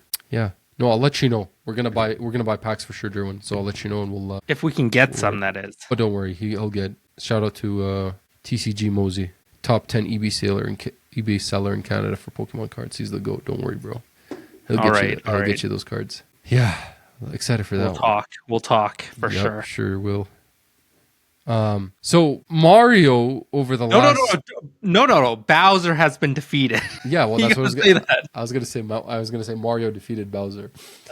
Perfect. So Bowser has finally been defeated once and for all. I think this is gonna be the end of Mario games with Bowser as the main villain. He has stepped down as the CEO of Evil. I mean, I guess he probably is the CEO of Evil because Nintendo's an evil company. But wait, what? So Doug Bowser, for those who don't know. Yeah. And he wasn't beaten by an Italian plumber. No. So for those who actually don't know this, the CEO of Nintendo of America is a man named Doug Bowser. Okay? I mean, you can't make this up. But yeah, he's retired. Pritchard is to succeed Nintendo America president. So he's been around with the company since 1985, which is insane. Yeah, he's going to be in the leadership role until the end of the year, December 31st. He became vice president of sales and marketing in 2015. He took the role of president and COO following the retirement of Reggie Fils-Aimé in 2019. Yeah, Reggie was when Nintendo put out the Wii and Wii U, right? And the Switch. And then yeah, Yvonne Pritchard, it's been since 2006 she's joined Nintendo, and she'll be the first woman to ever hold the title of CEO for Nintendo America. Basically, Mario didn't beat Bowser, but Peach did. Peach in business outfit did. Yeah. Crazy last name, eh? But yeah, congratulations to him on his retirement. I remember the articles that came out when Doug Bowser took over Nintendo, like the headlines for it. It was so funny. Wasn't there No. Here's the crazier thing. Wasn't there a notorious Nintendo like game pirate who had the last name Bowser too? Oh, was there? There was. Durwin, this would have been like 2020, 2021. I think he was in Arizona. They caught him. And yeah. Gary Bowser, yeah. Gary Bowser, yes, I told you. That's insane, bro. Yeah, he hacked into Nintendo servers. That's crazy, bro. Crazy work. He's Canadian. Oh, is he? Why did I think he was from Arizona? Yeah, he's the hacker, a Canadian hacker and member of the piracy group Team Executor. He was involved in the creation and sale of devices and software that allowed people to pirate games on console like the Nintendo Switch. Now we're really going to get sued now that we're mentioning his name. Gary Bowser. Yeah, crazy stuff. Oh my God. Yeah, $14.5 million in fines. Did he ever get jail time? Yeah, he was sentenced to over 3 years in prison in order to pay a total $14.5 million. Dude, this guy's old. This is the picture of him. I assume this is the picture of him in the AI overview, but yeah, he looks like he's an old dude. Yeah, he's an older fella for sure. I don't think he's got $14.5 million. Yeah, no. If he did, maybe he'd pay for the games. Yeah, honestly, I don't know, man. With the way Nintendo prices are, I don't freaking blame anyone. Durwin, let's close it off. We got a few little stories I want to close up here. This is a sad story, disappointing to me. Funcom is closing the Metal Hellsinger studio, The Outsiders. Metal Hellsinger is the heavy metal rhythm doom-like game where you have to shoot and do actions to the beat. I played that late last year. early this year. VR game, right? No, there's a VR version that came out this year. Oh, okay, yeah. Yeah, I haven't played the VR version because it came out after I played this version. I really loved this game. I thought it was great. It is from an indie studio. It was so fun. I'm so disappointed to hear this. The parent company is shutting it down entirely, closing it. So disappointed for the team. Like, I was really looking forward to see what they would do next. But it really freaking sucks in this era. So maybe I'll give that game one more run. Just a final farewell. Final farewell tribute to the team. Wonderful game. On more positive news, Clair Obscur Expedition 33 has sold 5 million copies and is getting a big update with a new environment, bosses, and more. Let's freaking go. I am down to get back into this game. Unfortunately, I played it on Game Pass, so to get back into it, I have to pay $35, which at that point means I would have been cheaper for me to buy the game. Just the thought. I mean, I have the Mirror Edition, so I'll probably wait until that comes out, and then I'll play on PlayStation. Yeah, I just have all my save and everything on the Xbox. I bought that Mirror Edition too. Replay it. It's worth doing. I don't know if I have that in me. Especially since I'm so far along, I just want to do the end game stuff. Love this game, man. Durwin, the Ghoul, appears in Fallout 76 as Walter Goggins, joining this Burning Springs update. So if you play Fallout 76, pretty cool stuff that they actually put Walter Goggins in here. I'm really excited for season 2 of Fallout coming here. We've got really a few months. In a few months, yeah. I got some Silent Hill news for you. Silent Hill F has sold 1 million copies faster than Silent Hill 2 Remake, Konami says. So congratulations to that team. I don't want to cut to the chase, but I have been playing Silent Hill F, so we'll talk about that here in a little bit. And Silent Hill 2 Remake may be heading to Switch and Xbox soon. If you recall, this game came out as a PlayStation 5 exclusive last year, around this time. And lastly, there is a report that Silent Hill 2 Remake will be coming to the PS Plus extra tier later this month. Which, if you recall, Alan Wake 2 came to the essential tier, which I then proceeded to get my sealed copy of Alan Wake 2 and show that to you because I haven't played it yet. And I brought over here my copy of Silent Hill 2 Remake. Sealed. Which I also haven't played yet. Jeez. But I do want to take a turn on that note and say that I've been really thinking with all this all this Game Pass stuff got me existential. And I'm like, man, I waste too much money on stuff and I don't play it. And then it comes to Game Pass or it comes to PS Plus. I'm like, what am I doing? And recently, EB Games in Canada, because they bought it from GameStop again, has had a really good trade-in deal, dude. Like, really good. So I traded in my copy of Dynasty Warriors Origins from earlier this year, and I had a very long conversation with myself about how I'm actually never going to go back and finish this game. And my copy of Monster Hunter Wilds, which I also had a very hard conversation with myself, which is like, this game is just not for you. Don't stop forcing Monster Hunter games. Yeah, stop forcing Monster Hunter games on yourself. Yeah, so that, and then I traded those two in for Silent Hill F for free. Because EB Games has had a trade-in deal where towards a pre-order, they give you the trade value of the game, and they multiply it by 1.7. So I got basically $110 for both those games. Might I keep in mind that I think Silent Hill F is the first $100 game that's not Nintendo. I mean $100 Canadian, because it was $100 Canadian, right? So they gave me $110. So they gave me Silent Hill F for free and $10 towards Ghost of Yote.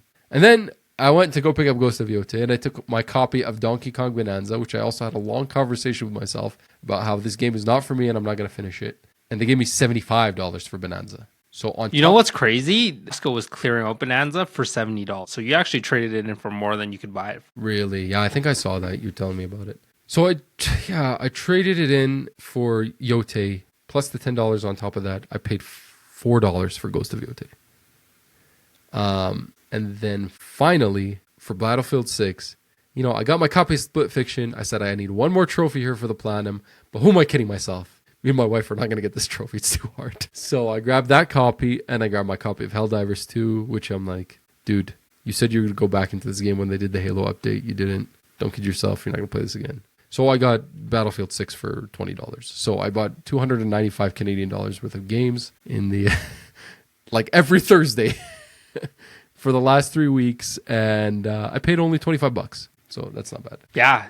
Did you see the revitalization plan that EB put out for? Yeah, they had posted on their Instagram. It seemed like they're doing a lot or to try and revitalize the business, more in-person events, their online store being revamped, etc., etc. So we'll see how it goes. But I hope EB sticks around, even though it seems like the world is pushing towards digital games. Yeah, for sure.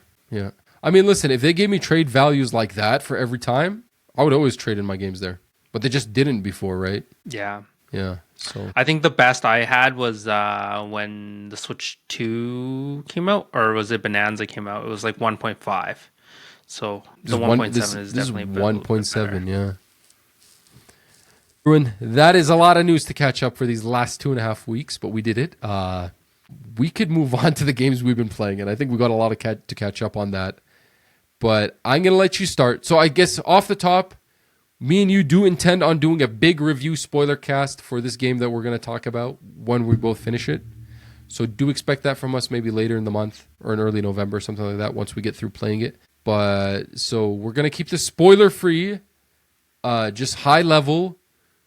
What you think about this game? But Durwin, Yeah. I'll let you take the lead. Yeah, I think we'll keep it super brief too, because we're kind of getting a little bit long. But Ghost of Yote, obviously, we've both been playing. Yeah. My thoughts is that this is a must buy, must play game. In terms of games, what's this? Just improvements in terms of just gameplay, like how everything is handled, the beauty of it. Way better than Ghost of Tsushima. I think, a very good incremental It is an incremental upgrade that basically just makes everything so much easier and a joy to play. Load times are friggin' insanely fast. Dude. Did you notice that? Dude, you start the game from your PlayStation from not rest mode, like it being shut down. You start it and you press Ghost of Yote. I don't even think you see a title screen. It instantly dumps you in. Yeah, it was and insane. Then if you ever die and you respawn, like the respawn time, the quick travel time, I forget how quick this is. I think the last time I realized how quick this is was maybe Spider-Man 2. Yeah, instantaneously. It's like, boom, you're wherever you need to be. Yeah, stability issues, none at all. Did you run into any glitches? Nope. Yeah. This is what there's a one. game should come out. There's one. I noticed that sometimes some enemies, they do this freak out thing where they just run in a circle. And I haven't run into that. I've run into it twice. Yeah. No, it's a very polished game. I mean, I think the writing was on the wall when they released the review embargo came out a whole week earlier than the game's release. And people got code a long time ago. So you could tell this game was ready. It was polished. Mm-hmm. Mm-hmm. Yeah. Yeah, so that's more or less like gameplay, graphics, beautiful. I mean, yeah. It's there hasn't been a part of this game where I'm like, oh, this kind of looks ugly. Everything looks beautiful. My camera roll, the amount of screenshots I've taken of that game while I play it is insane. You should go. You see my PlayStation, the amount of photos I've taken. I never use photo mode on any of my games because I don't care. I rarely use it. That's true. This is the first game that I actually, not by accident, take a screenshot. So, because sometimes you accidentally fat finger and you press the screenshot button. I purposely screenshotted something in this game, and I never do that. But I've screenshotted a lot of things in this game. I'm gonna just start sending you some captures. I'm gonna start sending you some videos. I don't even record video segments, but I've been recording video segments of me playing my what's the the shamisen. The shamisen, yeah. Perfect segue into soundtrack. This game's soundtrack, I love the shamisen. I actually didn't really care for the flute in the previous game as much when you're playing it, but I love playing the shamisen or whatever. Oh, it's so I like the flute, but I forgot about it, to be honest with you. This shamisen, I love getting songs for it and everything. Yeah, it raises the hairs on my arms because it sounds so good. It's so good. And then sometimes the song plays as you're riding the horse, and it's just so Yeah. good. You know that it's like epic. And I love how the bars come out, so it becomes super cinematic when you're riding your horse. When Did you're you riding notice your that? horse, yeah, they're making it really cinematic. So, okay, I guess from the top, this game is not a direct sequel to Ghost of Tsushima. The stories are unconnected. They happen about 700 years apart, close to. Ghost of Tsushima happens during the Mongol invasion of Japan on Tsushima Island, which is an island that is kind of between South Korea and modern day, the southern island of Japan, the major one.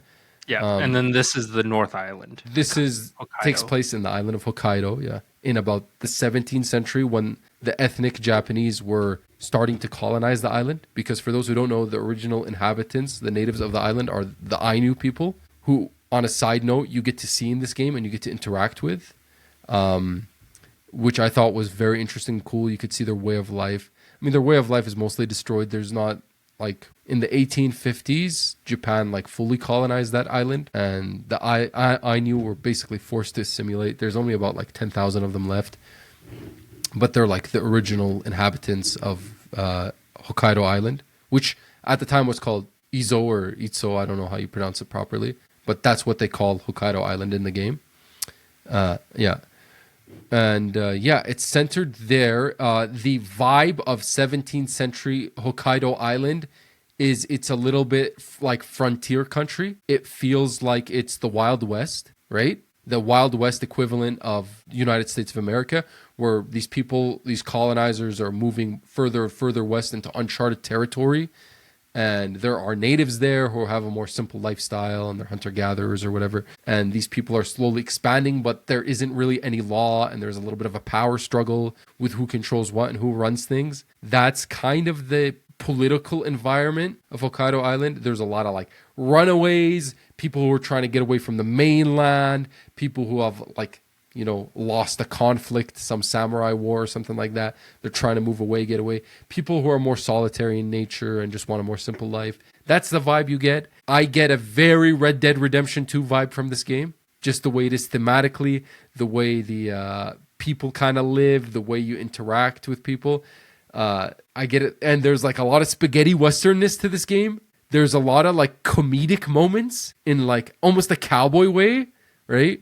There was one, without going into too many spoilers, there was one bounty I was after who was kind of like, he's kind of like this outlaw and he's like killing people and like, or killing like one of the factions in this game, and like he's peeing on their masks, and like Atsu, which I guess from the Japanese dub or of the game that I'm playing on, her name is not Atsu, it's Atsu or something like that. Closer to that, she's like, what the hell is this? This is like a foul smell. And then she gets like into a duel with this guy and she's like, you stink or something like that. It's putrid. He's like, it's just the scent of a, what do you call it? I can't remember exactly what it is. Whatever, yeah. I don't know what it was, right?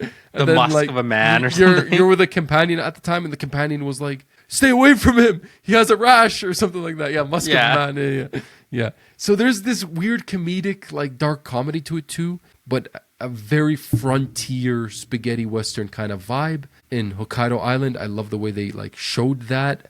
In addition, the actual world overview, I feel like takes a lot from Red Dead Redemption 2 and is a big change from what Ghost of Tsushima was. I think for all practical purposes, Ghost of Tsushima was an Assassin's Creed-like, and I don't mean this in a pejorative way, but like an Assassin's Creed-like open world game where you just hit a bunch of icons on a map.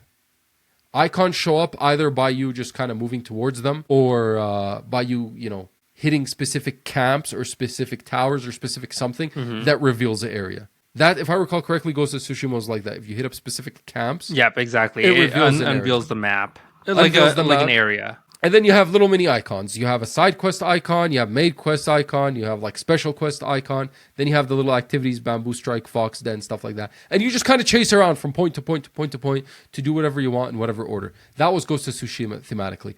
This game to me feels a lot more Red Dead Redemption 2 like. There's a lot more like environmental events that happen that aren't mapped by anything on an icon. You'll randomly be walking around and there's Ronin who are coming after you for your bounty.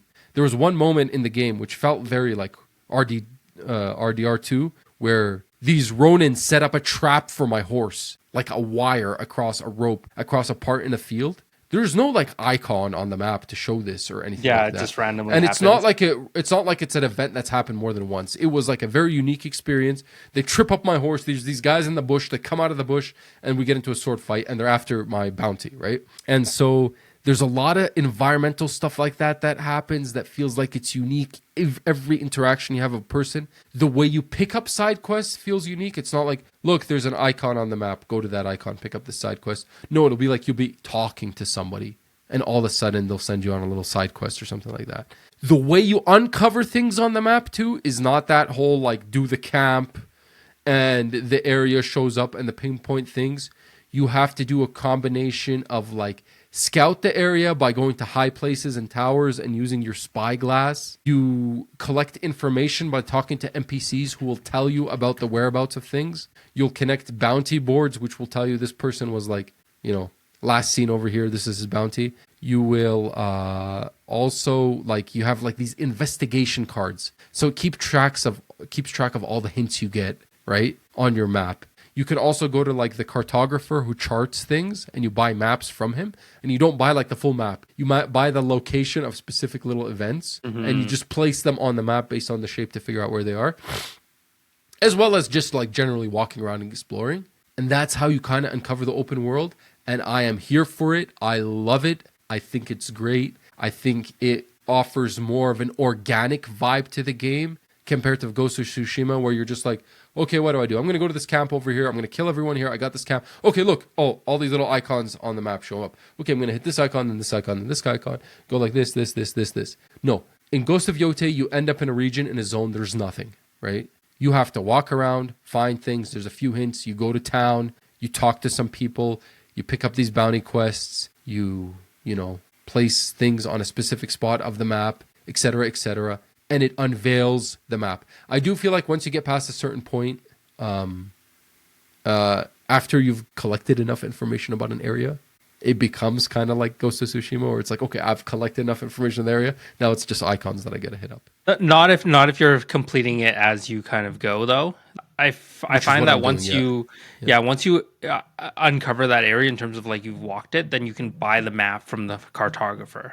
There was a part where I like explored it, but I didn't really like go towards those areas I have found just as an experiment. And then basically just eventually unlocks from the cartographer, and you can buy the maps and he'll tell you where it is. But I have bought maps from a cartographer in areas where I walked by and I didn't notice anything. The thing is, that's the thing too. You could walk by an area, and if you don't actually go to it, it doesn't show up on your map just because you walk by within its radius. They do a better job of hiding the stuff too. They do, right? In Ghost, you could really, like the original Ghost, you can really just kind of look and see, like, oh, I see a hot spring here, like, blah, blah, blah, blah, blah. No, they actually hide it behind stuff. Yes. Especially the altars. Like, there's sometimes where, like, yeah, you can kind of see it. There's an odd time, but, like, a lot of time, it's, like, hidden behind passages and stuff like that. You can't see it if you're just, like, walking around. The other thing I wanted to point out that I love about this game is the use of space in the open world. The placement of events on the world map per area and size, per location, I think is excellent. It's not like, here's the world map, and at a constant density and frequency, there's going to be little events here, right? It's like the location of stuff makes sense. There's a lot of empty space, and it's used geniusly, the empty space. It's used in a way where it's like a relaxing kind of in between towns. You go, there's long, vast, empty spaces where there really is anything. And it's supposed to be like that. There isn't supposed to be anything. This is a great big field of like flowers. Just walk, enjoy. There might be a little spot to check out over there, but it's nothing crazy. But then when you get close to the town or you get close to the river, of course, you're on a body of water. There's going to be a few little things along this body of water, right? A few little locations. Or you see, like, I did you feel that? I felt like I loved the placement of all the events and the icons in the world. They did not feel too clustered. The world didn't feel too sparse. It felt like it had meaning, and it felt like it was almost real world. And I keep going back to Red Dead Redemption, but it did also feel a little bit Red Dead Redemption, where there's like these vast spaces where you could just kind of chill and relax, but then there's little spots here to check out points of interest.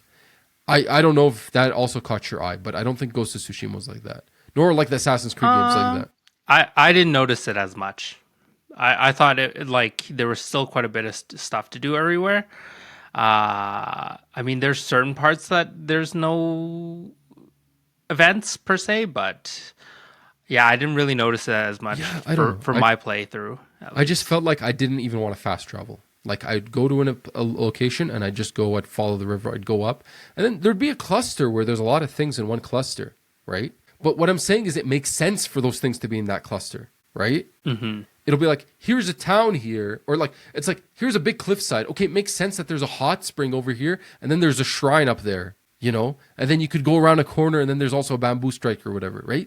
I felt like it made more sense. It's not like, okay, here's an empty field. We're going to randomly throw in a camp. An enemy camp in here. Like the enemy camps locations even make sense. They seem like they're strategic. on like they're strategic points. Parts. Yeah, they're just like, oh, here's an enemy camp in an open field that anybody could shoot 100 arrows into from either side. Yeah, it's like on a cliffside or something like that. Or Yeah. Like the back is the ocean and it's like a garrison there. Yeah, exactly. Like to penetrate it, you'd have to strategically.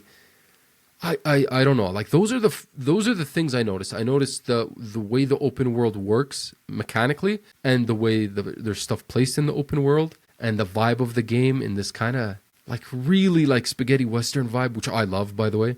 And of course, there's a bunch of stuff that's still like the same, like the combat more or less, which I had no gripe with. Right? There's differences to the combat, but I think they're incremental. But I like the duels more. Like I like the new camera where it's like this fixed. It's not a fixed camera, but there's no lock on. It feels more cinematic. There's no lock on if you choose to. If you choose to, yeah. Anyway, I think both of us have played about 20 hours. I've done the first area, the grasslands, the Yotei grasslands. Sounds like you too. I've kind of 100% completed it. I think. Yeah, I've 100%ed it, and I am on prior to Ishikari. this. Yeah, I'm on the second Yotei 6 member. Yeah. I mean, you could beat it in any sort of way. It seems like, but the most logical one. Yeah, I heard that that's not true. I think you have a choice between the second and third of the Yotei 6. Yeah, you can But go not the through fourth or with the fifth. other ones. Yeah. I think the fourth or fifth are locked behind finishing the first two. Oh, okay. Something like that. I heard that. I can't confirm. Yeah, I mean, once I'm in this area, I feel like I need to beat it all and then move on to the next one kind of deal. I'm an Ishikari playing as well. I feel like I'm a little bit behind you in the story, but I'm doing kind of all the side stuff in there, and I got a few more things to go. Ishikari playing did feel a little bit more clustered with world events. And the fire guys are freaking annoying. Did you know that if you shoot them with an arrow, they explode? Okay, you figured that out as well. At first, I didn't realize that, and I was trying to like fight them. It was fine, but yeah, I just found it way more satisfying to blow them up instead. Yeah, okay, so in Ghost of Tsushima, I took it really close to heart, the whole idea of samurai and honor. And so the way I played that game was I specifically went for like a melee kind of build. I did not cheese any enemies. I didn't throw smoke bombs at people. I didn't like bombs or poison darts or any of that thing, or stealth or assassinations. Unless it was forced, right? Unless it was forced. I would go to an enemy camp. I'd call for a duel. I'd be in my full samurai gear. I'd switch from my like traveler's armor to my full samurai like gear, whatever. I'd come in. It'd be a big fight, be a big show, full honor. With Ghost of Yote, because Atsu isn't like a samurai. She's a really traditional samurai in the sense. She's not a traditional samurai. She's more Ronin than samurai. She's Really? she's a knife for hire or sword for hire, right? And she's a woman, and she's going against unconsiderable, like extremely like tough odds. I have no problem with being a scumbag in this game. I don't care. I have no problem. I feel not pressured to be like some honorable samurai in this game. I don't give a damn. If I can cheese you guys with like throwing a firebomb at you and killing 5 of you and then assassinating like 2 or 3, shooting a couple guys there in the head, I'm completely okay with that. Yeah. I take it to the next level because some of the bosses allow you to shoot arrows at them. You just slow down time and shoot them in the face. I don't do that with bosses. So like, there's the other thing where you like kind of throw like that dust in people's faces. Yeah, yeah. Wait until you get to the first real boss fight. Yeah, I've fought a few duels, but you're ahead of me here in a bit. Yeah. Like, sorry, the first Yotei boss that is not. Yeah, no, that is not the first one. Yeah. Yeah. So this game kind of throws you into it right away. There's no like build up to what the story is. Like you're already in there after the story happens. Yeah. It's there a are revenge some story. surprises though. Yeah. Yeah. I mean, it's a revenge story at the end of the day. We know why. You know, Durwin, you feel very low. I don't think so. I don't know why I could barely hear you. It's okay. How's this? I think we'll close this up soon. But yeah, I mean, the story we already kind of knew what it was because of the trailers. Like Atsu is on a revenge plot against the Yotei 6, who seemingly killed her family, right? Yeah. So that's really the premise, right? We don't need to go into any more than that. And yeah, and you're in a situation where Hokkaido is being there's a power struggle between the central government in Japan, the shogun's government, who has this samurai clan here, kind of representing them, the Matsume, yeah, and the Yotei 6, which apparently appear to be kind of outcasts or outlaws from a previous conflict on the mainland where maybe their samurai clan, it didn't go so well for them. And they're kind of being, they're like the mafia of Hokkaido Island, right? Yeah, and they want to set up roots up there, and the main guy wants to be the shogun of the north. The shogun of the north, yeah. Yeah, so that's kind of the theme. I love it. I'm playing on Japanese audio. That's how I played Ghost of Tsushima. Are you doing the same, or are you playing? I'm doing it in Japanese this time, and it does feel more legit in terms of feels like authentic. Yeah. My only difficulty experience. with doing a game dubbed in a language that I don't understand is because I got to read these subtitles, or subbed in a language. I got to read these subtitles, and then like if you're actually playing, sometimes it's hard to read subtitles and like do combat or whatever, right? Mm-hmm. I was gonna say because you can't read. Yeah, it's hard. That would be funny. Yeah, so it's doing that as well. What else? I haven't tried that Takashi Miike mode where there's more blood and. Oh, I have that set on for default. I think I'm gonna try that. Yeah. It's there's so much blood. Yeah, I feel like I'm actually like upgrading my stuff very fast. Like I'm probably like halfway done all the skill trees. Yeah, same. And I feel like I'm not even like a third through the game. It's like because I'm doing a lot of the side stuff, which I feel like I'm playing on lethal, and lethal difficulty is brutal. Like it's 1-2 hits, you're dead. Like it's over. Sometimes one hit and you're dead, depending on the situation. But most of the times you get hit twice, you're dead. In turn, all the enemies are like that too. 1-2 hits, 3 hits max, they're dead too, except for the duels. I played Ghost of Tsushima like that. I didn't exactly play on lethal. I played on hard because lethal came out after. Yeah, honestly, I'm finding hard to be pretty easy compared to Ghost of Tsushima because I played on hard as well. I don't know, maybe because I'm more used to the battle system from Ghost of Tsushima. Yeah, it's fresh. But I find that the regular battles are pretty easy. However, this first boss battle, oh man, it's giving me a rough time. Yeah, I'm so close. Right before we started this, I had him down to like one shot left, but I got owned. Yeah, I've fought a few tough guys on bounties and stuff like that too. I don't think any of the bounties were that hard though. But I am playing on hard. On lethal, there was some where I'd win on my first try, and then there's some where it's like I don't even know the move pattern you're doing. Like this is ridiculous. I do have a really good charm though that automatically uses my what are the yellow bubbles called? The spirits. Automatically uses my spirits to heal every time I drop below a critical health level. So I don't have to like get hit and then like heal and think about my healing. It'll do it for me automatically to keep me alive. So I could like sometimes I'll get caught in an onslaught from a boss. He's hitting me like 2, 3, 4 times, and my spirits are just boom, boom, boom, boom by themselves, keeping me alive. Yeah. I don't know, man. I love this game. What's your verdict right now so far? I think this is coming close to being potential for Game of the Year. If the story holds true and it like is a good story, then it might actually be Game of the Year for me. But still, currently, Obscure still holds it. Yeah, this game is like really my type of game. To be honest with you, I've noticed this last year that I really just want to play like 2D side-scrolling platformers with maybe some small exploration Metroidvania, not too much. Or I want to play like a 3D game, action-adventure, open-world RPG. Not of a huge scale, not an Oblivion, not an Elder Scrolls, but like a Ghost of Yote. I just find that these are really my two games where I just get right into it. It's the sweet spot, right? It's a balance of good open world and good story building. Yeah. Like that's like because it's so easy. I don't even have to force myself. I don't need any like startup energy to get into this game. I just played it the first time. I'm like, okay, this is amazing, right? I can't imagine they're gonna make a good turn with the story that's gonna make it goaty for me. I don't think so. Compared to Clair Obscur, I don't think that's possible.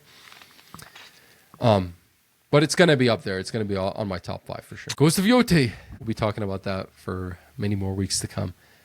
We're kind of a little bit past the time here. I think we can spare the audience from Ghost of Yote next week, and we'll cover what we have also been playing. Yeah, so maybe just sneak peek. Hades 2 came out too since you left. Mm-hmm. You were playing the early access. I bought the actual game when it came out, the 1.0. Yep. Silent Hill F I picked up, which I know I promised I would have beat before the time you come back, but I had a really rough week that week you left. It was like 12-hour work days. I bought it and didn't play it until like 4 or 5 days after, but I did start it and I did play like 5 hours. Like I'm like halfway through. This is not Silent Hill 2 all over again. So yeah, and then I on the plane, Hades 2 wasn't like it still ran, but it wasn't running like the best on the lowest battery setting for the ROG Ally. So I picked up Dave the Diver. Yeah. So I've been playing that a lot. Actually, it's pretty fun. Okay, I'm curious to hear about that game. And then Battlefield 6 came out last night or yesterday, and I picked up a copy. We played last night. I played last night a little bit. So how's the multiplayer? Still amazing. Yo, this is gonna sound weird, but I mean, I was really hyped to play this game, and my friends were really hyped. I thought we were going to have a big session last night, but no one really got on. One of them got on at like 10. One of them got on at 11. It was kind of weird. It's kind of like dimmed down excitement. Like I was really excited to go, and like everybody was like, oh, I'll just pick it up tomorrow. I'll just whatever. And I knew I was going to do this, but we played the shit out of the beta 2 weekends in a row, and then I proceeded to play the shit out of 2042 over the last month or two. Mm-hmm. And I was like, oh, I feel like I've already played this game. So this is a case of the early access being a little bit too much. Yeah, I feel like I was like, and I thought your level upgrades carry over from the beta. Oh, it doesn't? They don't. I was like level 20 on the beta, and I was like level 1 again. I was like, oh shit, I gotta like use the same weapon again and unlock all the attachments for it again. I was like, oh, that's a drag. And I was looking forward to seeing the new maps. We played some new maps. I honestly don't think any of the new maps was that remarkable compared to the beta. The beta had 4 maps. I don't think any of these new maps was that remarkable that it like some of the maps we played were the same beta maps. Luckily enough, I got the 2 beta maps that I hated the most constantly. I didn't even get the 2 that I liked. It was That's weird. rough. I don't know. It's kind of weird. I'm not sure. I liked campaign more on Battlefield 6 than I liked it on 2042. Or not campaign, Conquest. But I feel like I like Breakthrough more on 2042. Breakthrough game mode. Yeah, it's weird. I'm not sure. Like I played last night. I thought I'd be so excited. And I'm like, oh, I already played like 15 hours of this thing on the beta 2 weekends in a row. Maybe even more. And I already played like 45 hours of 2042 after it. It's kind of weird. I'm going to play again tonight, but it's kind of weird. Mm-hmm. But yeah. Silent Hill F, Hades 2, Battlefield 6, Ghost of Yote for me. I've been trying to... Hades 2, I kind of have dropped off. I don't really have that much time. But what I try to do is I try to play like an hour of Silent Hill F before I hop into like Ghost of Yote every night. But yeah, that's it. We'll talk next week for sure. Anyway, Durwin, Iraq is playing Indonesia right now for the AFC World Cup qualifiers. We got to win this game and win against Saudi Arabia if we want to make it to the World Cup. So you're on it. And I got a boss to beat. And Alrighty, brother. Pumpkin pie to acquire. So that is my plan for the rest of the night. Pumpkin pie. I have a wedding today. All right, man. Yes, we'll catch up next week. All right, brother. Take care. Keep playing Ghost of Yote, and I'm glad to have you back. Yes, everybody subscribe. Yep, yeah, you know what it is. You know the drill. All right. guys. Bye.